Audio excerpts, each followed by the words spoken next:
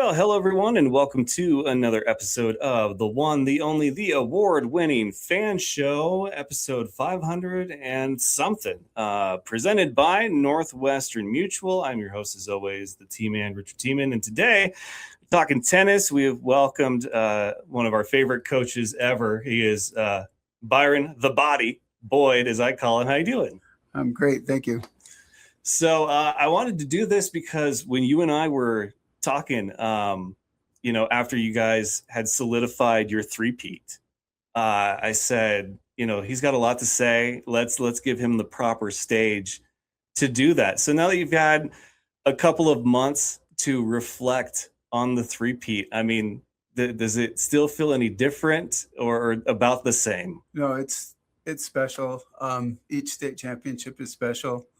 It takes so much work, and everything has to come together, to make it happen. And, I really believe that we could do this and achieve the three-peat, and, told the team the first day of practice that was the goal. And some of them just stared at me like I was crazy. And, but, they bought in and they believed, and, and then to have it all come together and to see the team grow throughout the season, it's pretty amazing. It's fun. Was there a moment that you knew it was going to happen, or at least it was very possible, or did it take all the way to state to finally be like, I think we can do this? Well, I mean, I believed from before the season that we had the team to do it, but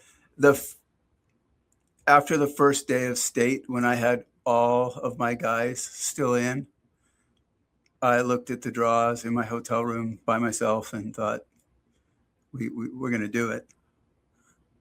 So, but, and then Friday, you got to go win.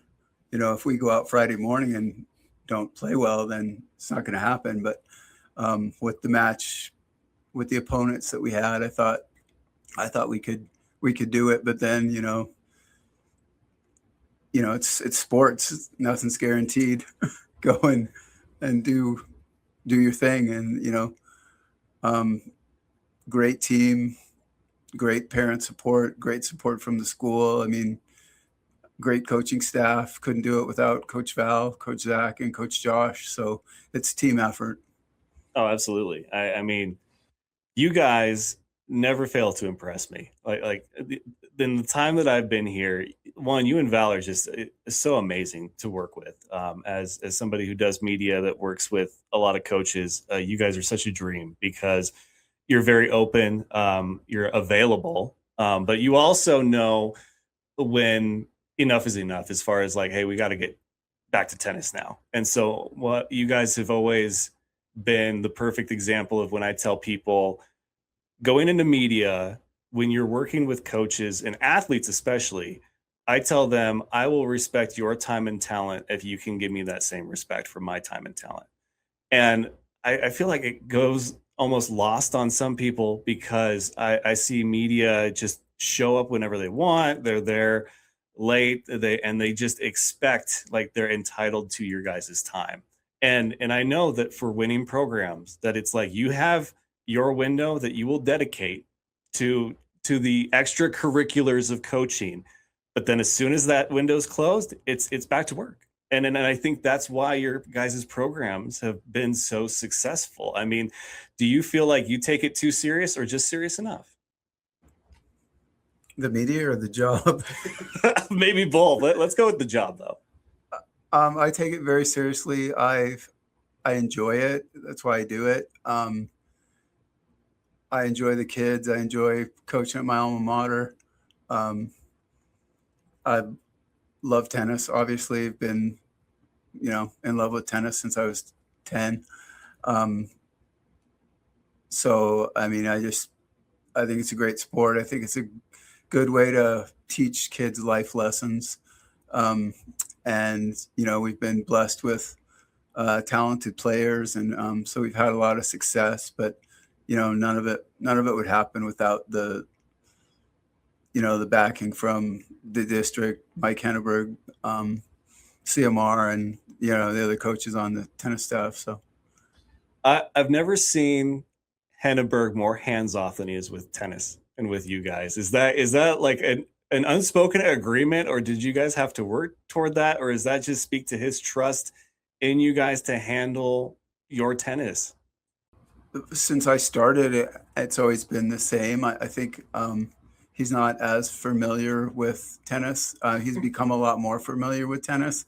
Um, I think he does a great job, and I think we have a good relationship. And I think the way he handles it is good. He lets us do our thing, and and if he has questions or needs to talk to us, we get that done. But I have no idea how he handles other sports, so I'm a little not sure how to answer your question. But I think Mike has a hard job, and I think he does a great job at it. And I mean, just spring season, I was thinking about his days. He's got to go to our matches, both Great Falls High and CMR. He's got to go to softball.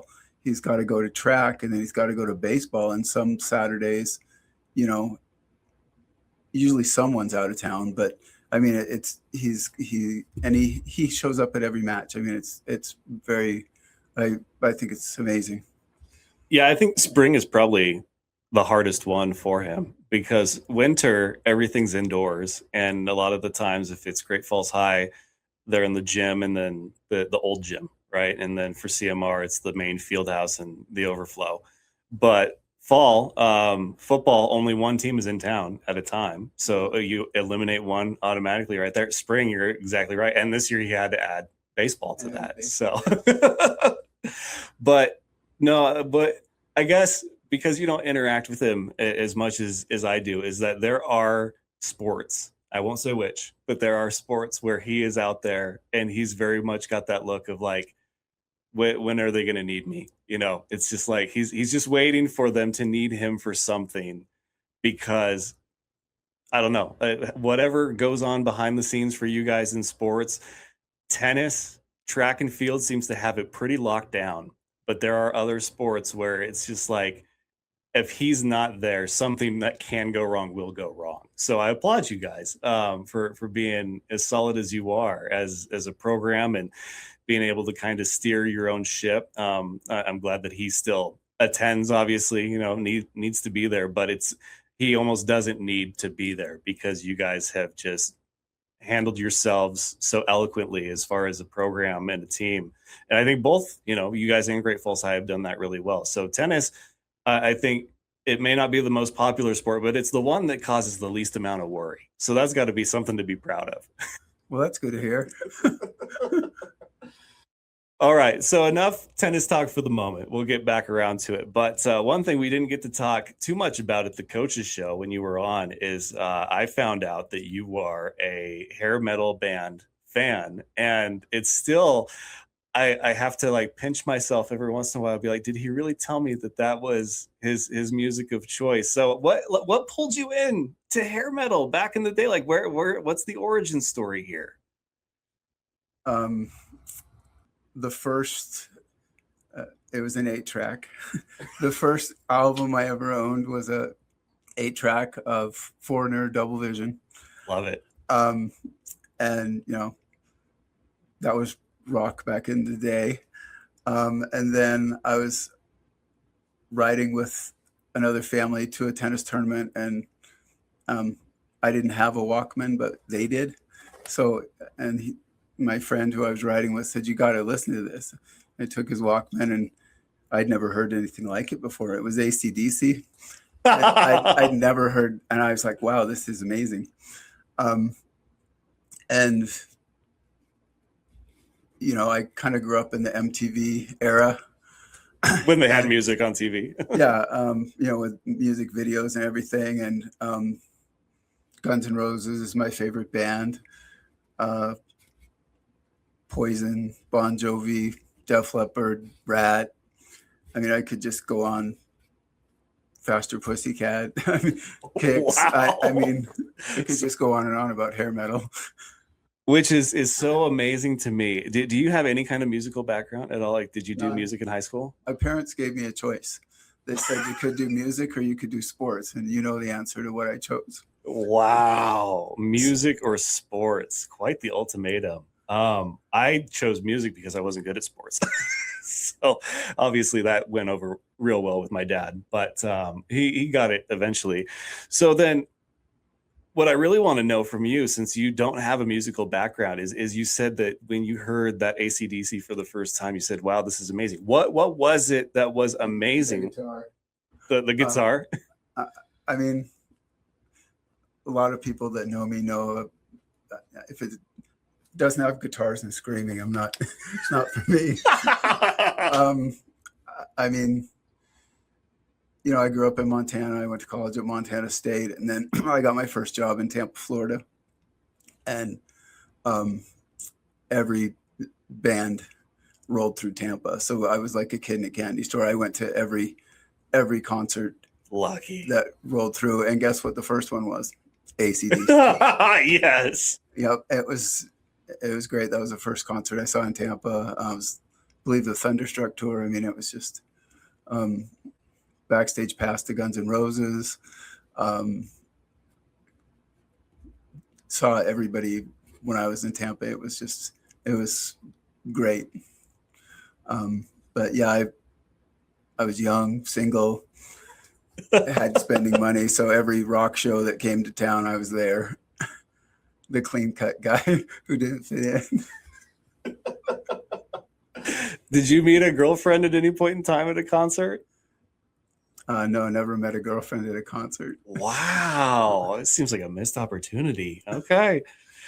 Well, because as a musician, I know what I'm listening for. Like there's bands that my wife, she'll be like, "This song's on your playlist?" I said, "Yeah." And she's like, "Why?" I was like, "Well, just listen to what they're doing." I said, "Listen to the piano and then the harmony and then listen to what the drums and the bass are doing in the rhythm section." And she's like, I don't hear that." Because she doesn't have a musical background either.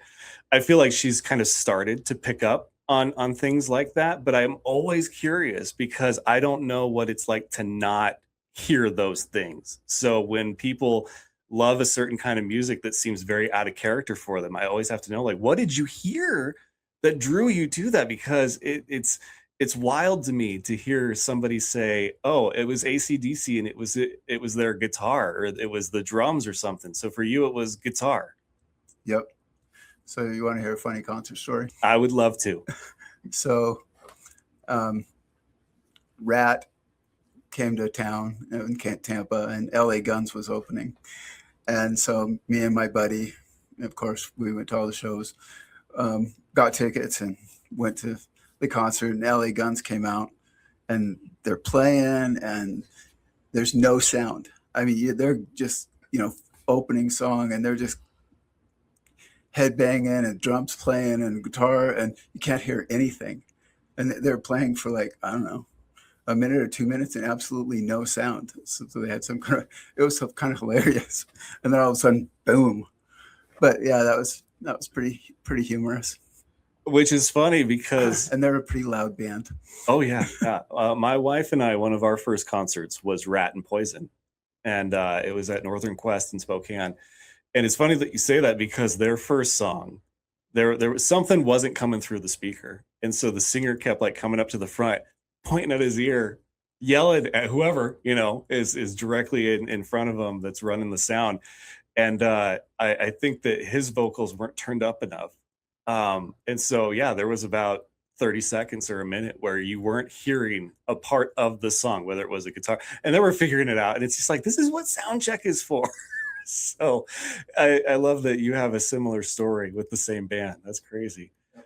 So top three favorite bands.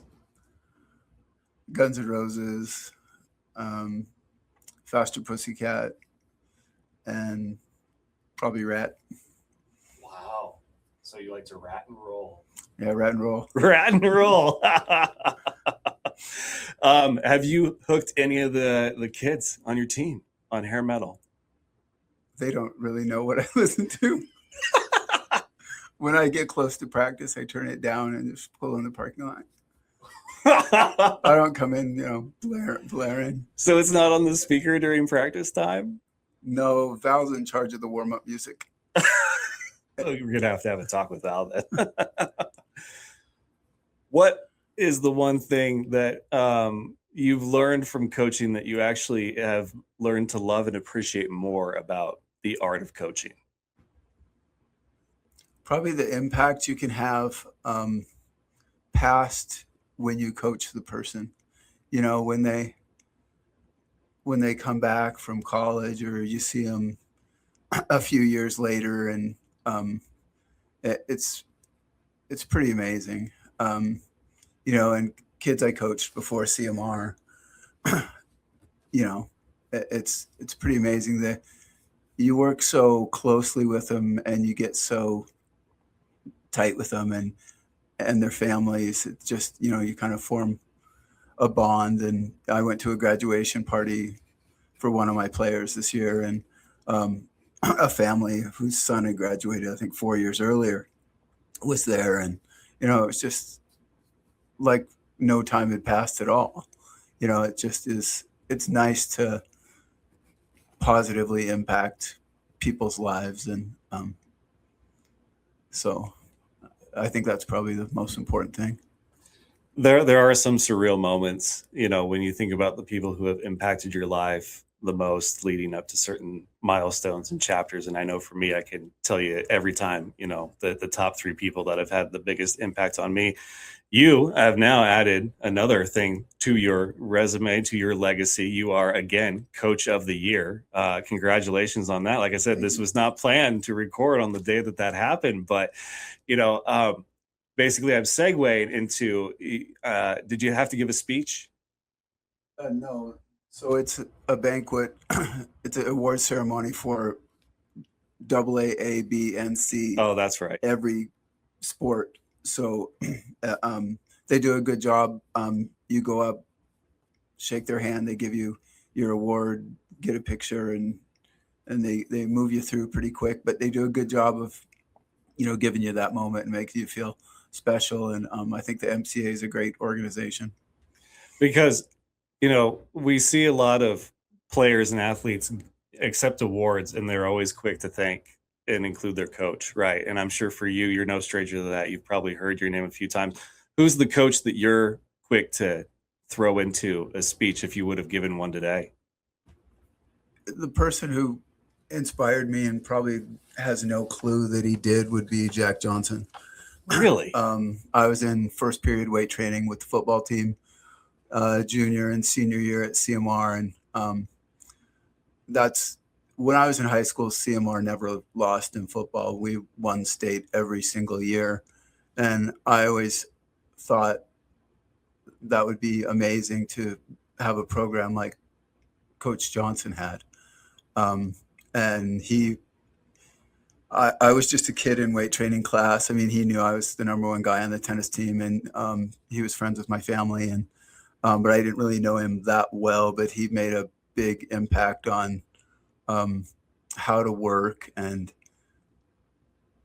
you know, the winning attitude, and kind of what CMR pride is. And so he would be one, and I'm sure he has no idea. The other coach that would come to mind is Winston Chamacoon. He was my junior coach. He taught at the country club. He had a big impact on me. He spent a lot of extra time off the court with me.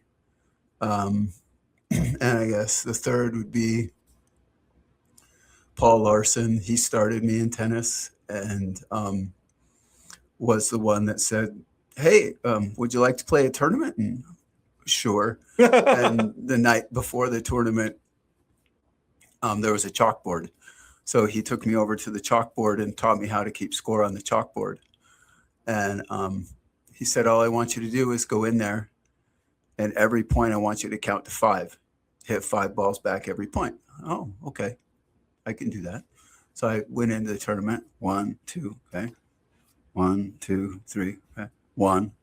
No one could get to 5. So I won. So then next match, 1, 2, 1, 1, 2, 3. No one could get to 5. I won that one. And, you know, so for a kid I'd never played a tournament. I didn't really know what I was doing. I just learned to keep score the day before. I did pretty well. And then a couple of weeks later, he goes, there's a tournament in Helena. Why don't you take this entry blank home and talk to your parents about it? Okay. So I rode my bike home and talked to mom and dad at dinner, and, they took me to Helena, and I played one more. And, then it snowed, and I thought tennis, I didn't really think about tennis. And then I was, I don't know, 10 or 11. And you don't get mail when you're 10 or 11. Well, I got No. a letter came in the mail for me. And so I opened it up, and it was the Montana junior tennis rankings, and said, you're ranked 5th in boys 12s in the state of Montana. Wow. And I thought, I'm 5th in the entire state, and I'm kind of new at this, and I don't really dedicate myself to it. What would happen if I tried really hard at this? That could be. So that him kind of lead me down the path, and then me getting that letter, that pretty much changed my life. So Is it weird hearing your name in speeches? it is. It's like, when you gave Fleming that award, and he said he wants to thank me. I guess I should be used to it, but I'm not. But it's really an honor. So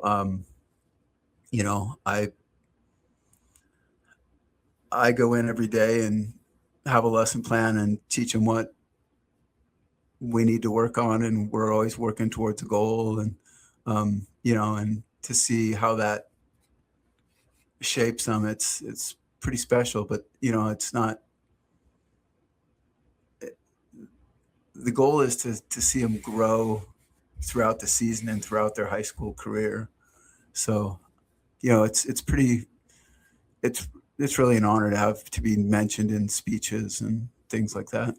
Uh, Hopefully one day I get a mention at some point. We'll see. We're at the building blocks. The foundation's been laid down, and now we're just going to keep working and working. But I do love seeing the impact that you guys have on players. And then for me, it's if they use one of my photos as a profile picture on one of their Instagram or Facebook accounts, or if they tag me in something, it's a feeling that I'm still getting used to. And I love it. I enjoy it, and you don't expect to have an impact until you do. And at least for you guys and coaches, I hope that you always have an impact, because that's I think for me the goal at the end of the day for you guys. But you've done phenomenal job. 3-peat. I mean, 4 out of 5 years champions. It's crazy to watch what CMR has done with talent. When you guys swing, you swing for the fences. You're talking about Jack Johnson and how his coaching inspired you, because they just kept winning, man. Like that's a long way to go. I think he won 13 state championships, if I remember correctly. So I've got a little work to do, but he's a legend, and he was just a great inspiration. And basically, first period weight training was the football team and me, and he treated me just like them. And I mean, he made you work. I mean, he taught you what work was, and he was demanding, and he demanded excellence. Plain and simple, man. I mean, that's how the old school coaches were. So now we shift to kind of the more lighthearted, fun portion of the interview. So I have a wheel I spin that brings up a random topic, and the first spin is art and culture. So obviously the art and the culture, you've got it right with the 80s hair metal, which again, I wasn't expecting. But was there anything else that's kind of a one-off for you growing up? What do you mean, in what way? So was there, obviously you're a fan of music, Right. Was there a TV show or a movie or anything that you found inspiration from that sticks with you to this day that people might not expect? My favorite movie is Dances with Wolves. Really? Yeah. Wow. I love Westerns. I thought it was a really good classic Western. I think Kevin Costner did a great job. I thought it displayed,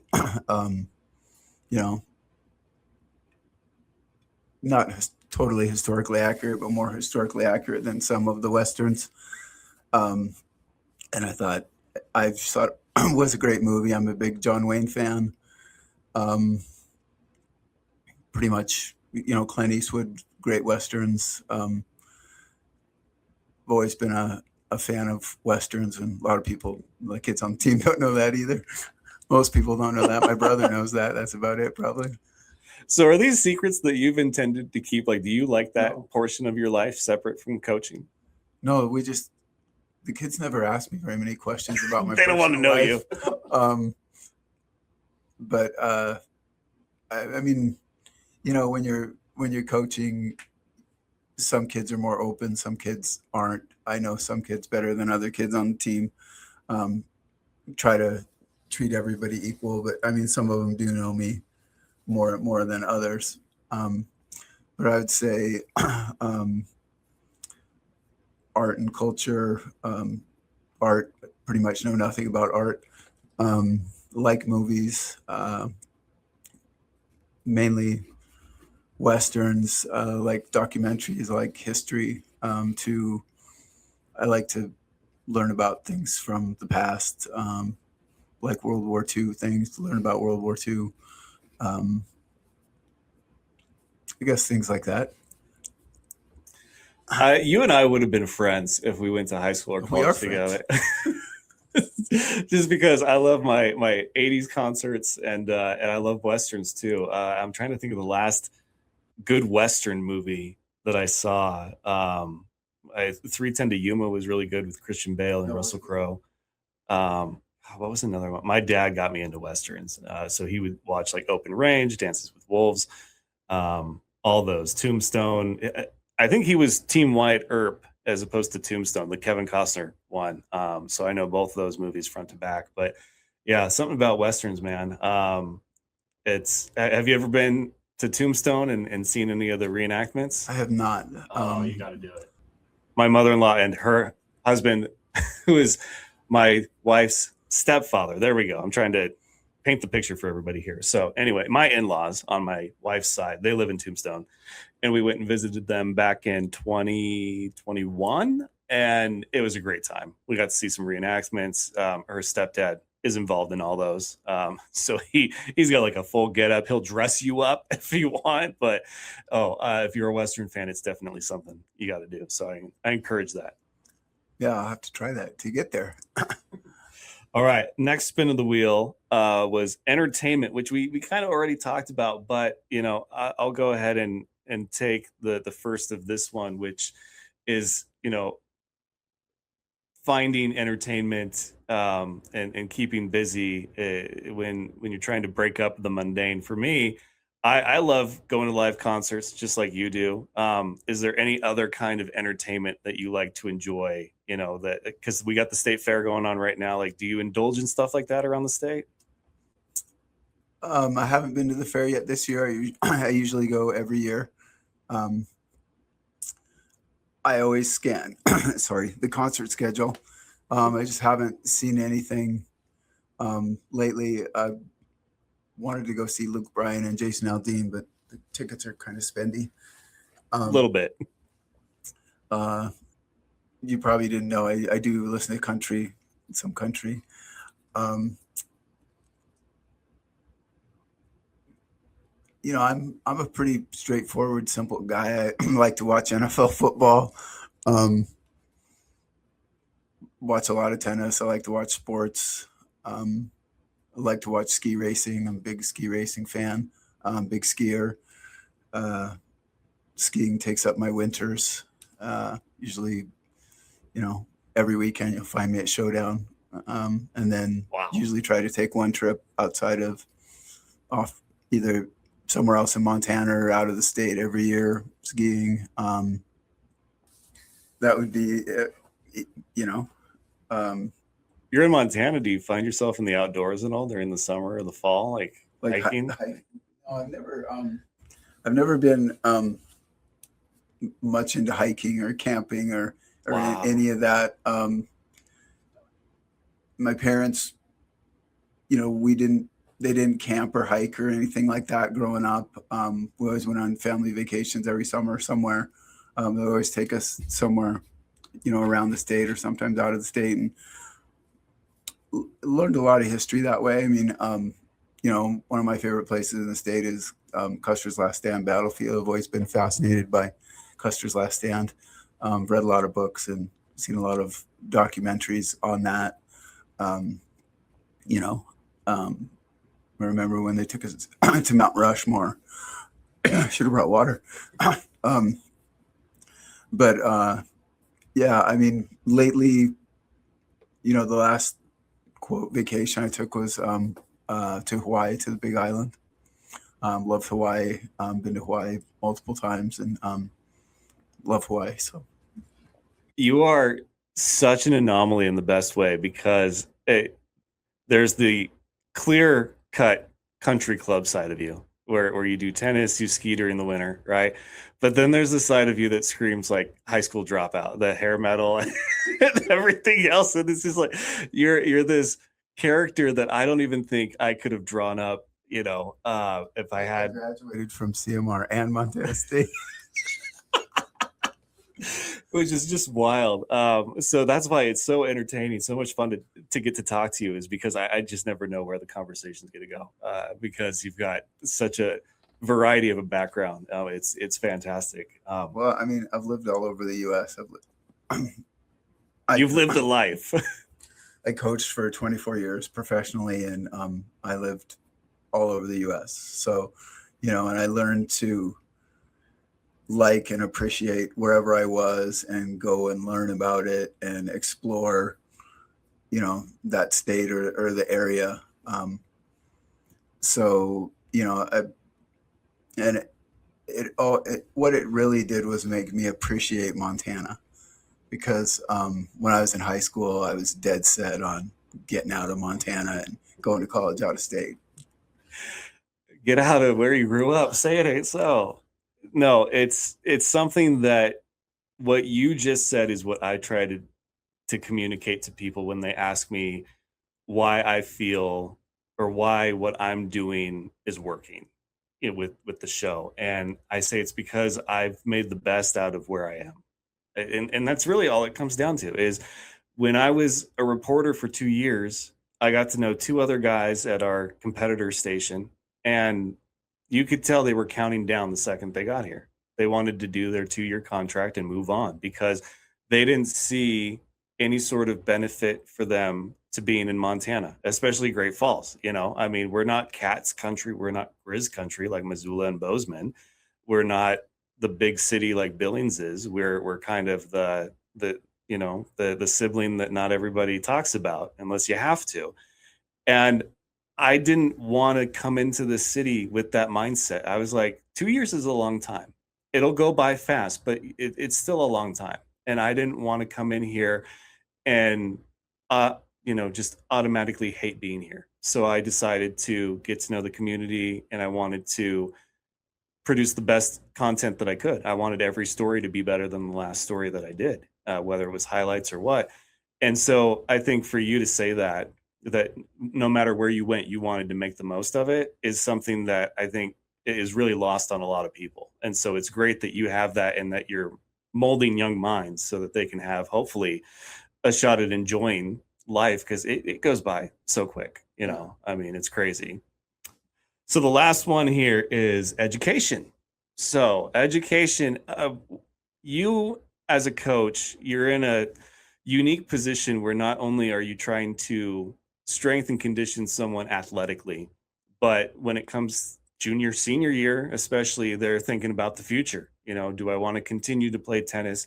Where do I want to play tennis? And then what does life after tennis look like? Now, for you, tennis has been life no matter what.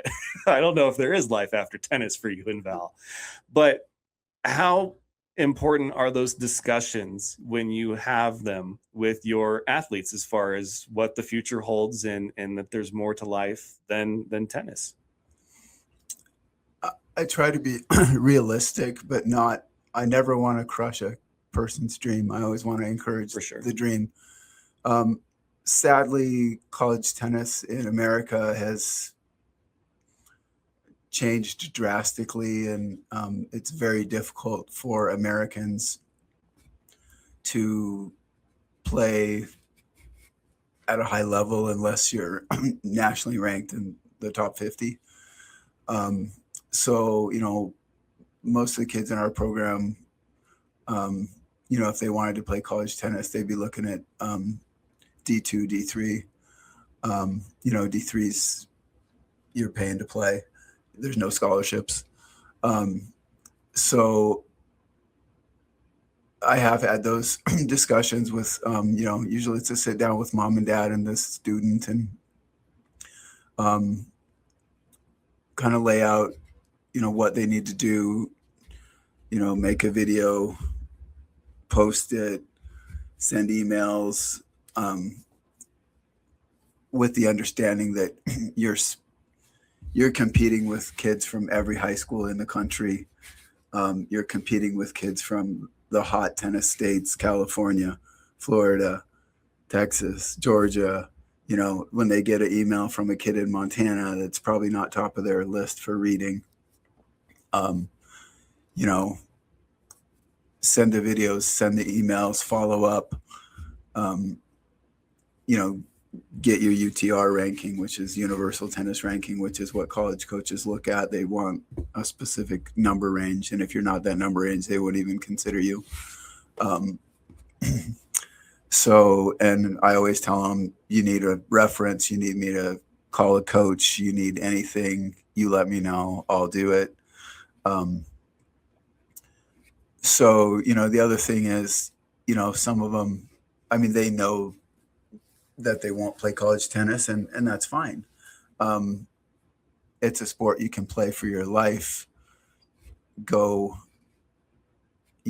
do the best you can in college, get a great education so you set yourself up for a great career and keep playing tennis. Play tennis on the club team at college, or join a tennis league. If you can't play college tennis, there's lots of ways to be involved in the sport if you can't play college tennis on a college tennis team.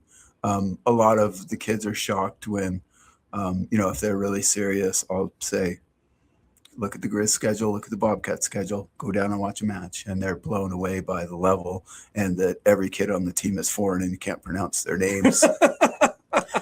I think, there has been a shift for sure in sports as a whole, really the landscape. Education wise for you, what degree did you go for, and did it have, because I know you and Val obviously have your day jobs, but you're still doing tennis. Was it always, if I can get back to tennis, I want to, or was the degree a big part of what you were spending time in Bozeman for? So I decided when I was 12 that I wanted to be a tennis pro, and I directed everything in my life towards being a tennis pro. And when I graduated high school, I knew I was going to college to get a degree that I could use to become a tennis pro. So my parents and I compromised on the degree because we didn't agree on what I should do. So I ended up with a degree in sports management from Montana State. It's a degree that they no longer offer at Montana State. Lucky you. But it was a half business degree, half physical education degree. It served me well. 2 days after I graduated from college, I had a job at Saddlebrook Resort at Harry Hopman Tennis Academy in Florida, and couldn't have asked for a better first job. Jennifer Capriati, who was 3 in the world, was training there. Jim Courier, who was 1 in the world, was training there. Pete Sampras, who was 1 in the world, trained there. A lot of touring pros would come in to train there.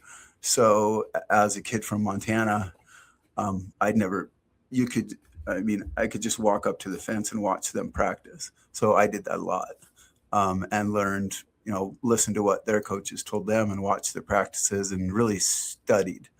I think the other pros thought I was kind of crazy, but, and then I really excelled at Saddlebrook, and before I knew it, I was traveling the national junior circuit with kids and coaching ITF kids, International Tennis Federation kids, and, was asked to go to Singapore, Malaysia, and Indonesia and coach the Davis Cup team.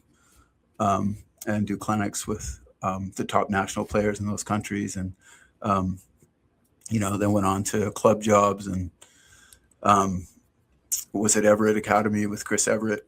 And that was an amazing experience, and coached national and ITF kids there too. And I mean, coaching at academies was my dream job, and not a lot of people get to do their dream job, and I did. The only reason I left coaching was I blew my knee out. And I didn't think this was the greatest timing by the surgeon, but he comes in the morning of surgery, when they're prepping you, and he says, you need to change careers. You can't keep doing this. And so, I struggled when I left tennis. I really struggled. I felt like a fish out of water. I didn't know who I was or what to do with myself. And, and then I ended up back here to help my folks. And I had an acquaintance from skiing at Showdown, and my buddy said he was looking for someone to help him out. And it's turned into a great job at Western Office Equipment with the Dimke family. Great family, great business. And,